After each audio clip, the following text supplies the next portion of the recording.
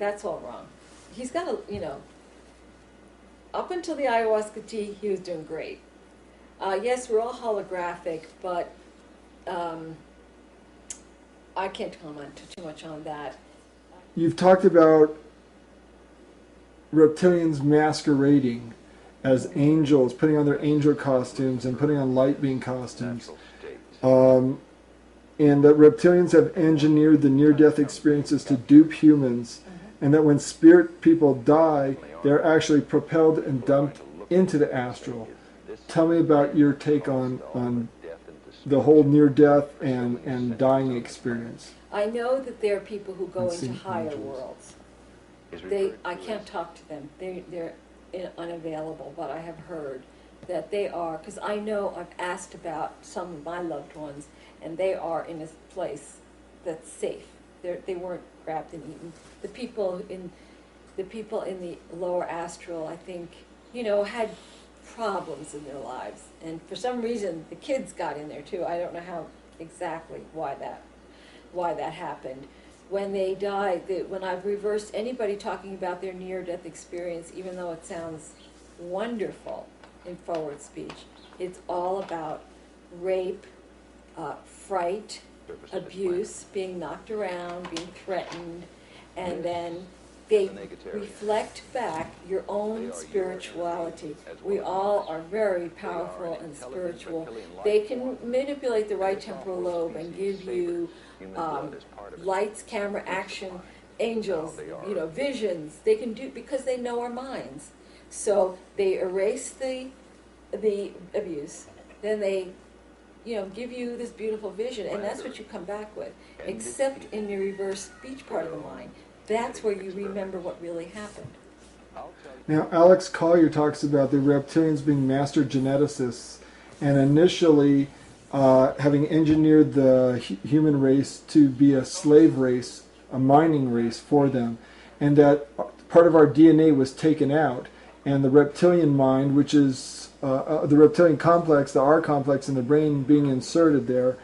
And do you think this is the way that they're able to know the human mind and manipulate it, or do you have another take on that? I think that's pretty much right. Tell me about the masquerading as angels and light beings. Why would they do that? And how do they do that? They will scan your mind to see what you relate to. If you have a vision of angels with wings and, feminine, blonde, or whatever, they'll appear like that. If you are looking for an Eastern guru with a long beard, they'll give you what they know you would relate to. In reality, so they're master manipulators. They're shapeshifters. Whatever you think or whatever you're looking for, that's what you'll get. So people who are channeling angels. I've never heard any channeling that was pure. And how about a human hearing audible voices or whispers? That would be an implant, definitely. Does a television medium like John Edward, who has a syndicated TV show, is he channeling people who have passed on to the safe spot, like some of your relatives? Or is he channeling reptilians who are pretending to be loved ones, or is he just a fake? Well, the mediums, and I haven't done John Edward much. I just do a little bit, but I've done other mediums, and they're channeling reptilians who, when I say channeling, what happens is, if you're the sitter, there'll be a reptilian scanning your mind to see who you want to talk to. Then they will give the medium that information through symbols and voices and audio implants, so that the medium is then telling you about your granny. But everybody on the other side knows what's going on. They're not going to be giving you, it's just so wonderful over here. Nobody would. Now let's talk about the reptilian history with Earth humans. You say the reptilian race from Orion has been here for thousands of years and maybe longer, at first presenting themselves as the gods and then using their technology and genetic know-how to manipulate the human race for their own ends.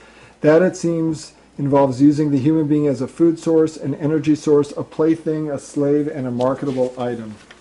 So initially you say that, as well, you mentioned the reptilians are physical beings and do have physical bodies, but these, it appears, are kept in a storage place once they arrive here, while they encase themselves in a physical human form to operate behind the scenes. They have mastery over the fourth dimension, which for us is the world of dreams and astral travel. This is everything that we've been taught it's not. Right. Yeah. They come here. Now, Roger was the one who, because he's had so many encounters with them, watched them deplane. He watched them get off.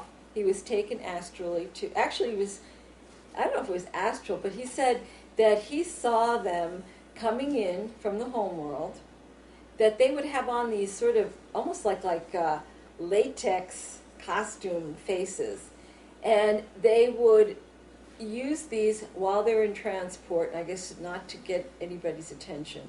They have physical bodies, which they may keep on when they're underground or in these bases, because people have said they've seen reptilians. That's when they're in the physical. But they found that if they can take off, get out, step out of their physical body, step into a human physical body, they can operate here behind the scenes, controlling and manipulating without any problem. So that's really how they do it. You said also that the reptilians found the planet in the Sirius system. Yes. What do you know about that? All I know is that I've heard this about 5 times, that there was an inhabited planet in the Sirius system, and there are Syrians here who are also in this fight. But they said that is fouled and uninhabitable. That the aliens or the owl fouled that planet. Do you think there's a possibility that the metaphor, the wolf, relates to Sirius, the dog star? I know you mentioned that. I don't know. I never thought about it. I just always thought that it was having to do with them. Reptilians, okay. Now you talk about the Owl's Opera. What is the Owl's Opera? The Owl's Opera is this great theater that we have going on out here. And it initially occurred because there was an invasion by a very advanced race from Orion, that being the reptilians? Yeah. How long ago did that happen? I don't really know how many thousands of years. They've been here for a long time. And what was Earth like before they showed up? It was supposedly, I've heard, it was beautiful. It was, one woman called it my Eden. You took away my Eden. We, as a species, the human race, was evolving on this beautiful planet just wonderfully, but naive enough to when these gods came, so-called, and they wowed everybody with their technologies, and then they started this whole thing. So, every culture has its gods and goddesses, the Greek gods and all these different Sumerians, and I think, but it was after the last passing of the planet X with the great flood stories that are all over, that's when they decided not to come back in their own, or in a physical form. That was when the decision was made to come and be cloaked within human beings, so that, because all of a sudden there are no gods. Now all of a sudden we're sort of left on our own, but we're not. That's when they decided to use the cloaking of humans. You say there were advanced reptilian geneticists that manipulated human DNA. Is that or am I confusing that with somebody else? I think that's probably true, but I don't know that. You haven't heard it in reverse speech. It's hard to get that kind of technical information. Now, tell me if you have a problem with any of these statements. Reptilians mated with human women to create bloodline families. That's probably true. Ike material. Reptilians leave their reptilian bodies in storage when they come here. I think that's true. Reptilians survived the last time Planet X passed. They left. They loosened the net as the planet made the passage. Then they sent down their minions to check out the situation. And once things settled down, they came back. That's what I heard in reverse. And that reptilians set up all the political, religious, and financial structures on Earth. Yes. You said in your final posting on your website, there are those here who were brought down while trying to help and have been stuck in the reincarnational cycle. They have had their memories wiped and are just plugging along like most of the planet. I think the difference is that those from elsewhere are always trying to figure things out. They are not really comfortable here. They, all of you I would suspect, are on these types of websites reading voraciously different esoteric books, whether religious, metaphysical, UFO, paranormal, etc. There is the feeling that something is wrong and they're always seeking answers. So how did the reptilians put up this net, or this net technology? Do you have any information about that? I don't really have that much information. It's layers. It's not just a net. This is layers. I think this, one inside of the other. A Chinese box. Kind of that way. I know it's, I heard it referred to as the Martian net, so I think that this extends all the way to Mars. And I know that they use wormholes and portals in order to transport body parts and what have you from energy points here, probably portals or energy centers, which are there connected to wormholes. They use those to transport to Mars and to Orion. That is the one place that they're most vulnerable, because they're not real. They're sort of outside of the net in a way. So they were furious when I heard that, and I talked about it to the recorder, by the way. Now, you say reptilians want to keep us endlessly shut down, fighting amongst ourselves. How does that help them?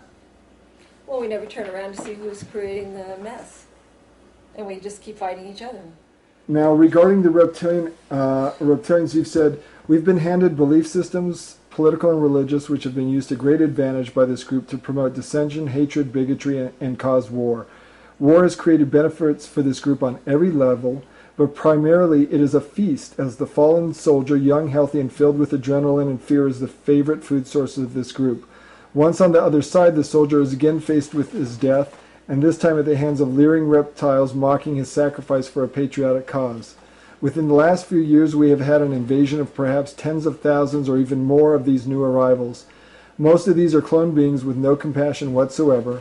They were given an extra Y chromosome in order to be more aggressive. I would say that this group is virtually all male, and in the past I have spoken to some of these entities who have been born naturally, as well as females of their species, and it seems now the male cloned reptilians are dominating the interdimensional world. This started happening in September 2004, you say, where these large numbers started coming from Orion. How can reptilians play with the mind of a human? How can they mind hack to find out what scares us? They have specialists. They're specialists in all different fields. Not all of them, they don't all read minds.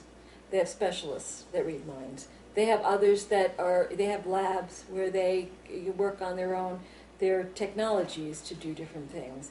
They had a whole group that really perfected the near-death experience. I mean, because in the past it wasn't called upon that often how many people were resuscitated, not very many. So it was just in recent times. So they put forth a great effort to be able to create this whole thing, so that we're having this now. We have millions of people having this experience. They have specialists. They have just the minions. They have the soldiers, the workers. They just have. It's very structured, just kind of like here. And are reptilians stealing fetuses from human mothers? Oh yeah. For what purpose? They eat them. Well, now, there's two purposes. If they're just human, they're food. If they're hybrids, if they're Pleiadian, they're trying to get Pleiadian hybridization. They want Pleiadian DNA badly. That's why with my friend who's a Pleiadian, he's raped continuously. They have told me they have hundreds of his offspring, hundreds, that they have created because they want that genetic material. Now, when humans kill each other, you say the reptilians feast. Uh-huh. They wait. They told me you make war, we plan the wars, you fight, and we dine. And I have a reversal that says in World War II, when Bush was talking to the war vets, he says, we ate so many then we hiccuped. This is why we have war. Strictly, well, there's different reasons. They can make money and it's control, but it's mainly to eat. So do they instigate murders as well? Oh, yeah. So there was a case that you and Ted investigated back in 94, 95 involving a man who claimed to have killed people under the influence of aliens. Mm-hmm. I think his name is Moody. I guarantee you he was telling the truth. At the time, I wasn't sure. But he said aliens influenced him to kill those women. No doubt about it. I believe him now 100%. Of course, he did it, you know. Now, whether he was insane, you know, they can try to influence you, but there still has to be a certain amount of participation. But on the other hand, you have mothers drowning their children in bathtubs or throwing them from bridges. This is somebody whose mind has been completely taken over. So you say reptilians love making the victims terrified. Why? Because they ingest that energy. It's louche. They absorb the fear, energy of fear. Yes. And reptilians are very aggressive and threatening, and they use rape, and they're geneticists and mind manipulators. How is it they've been able to become so adept at so many different things to be so effectual over human beings? We're their life. They have no life without us. We're everything to them.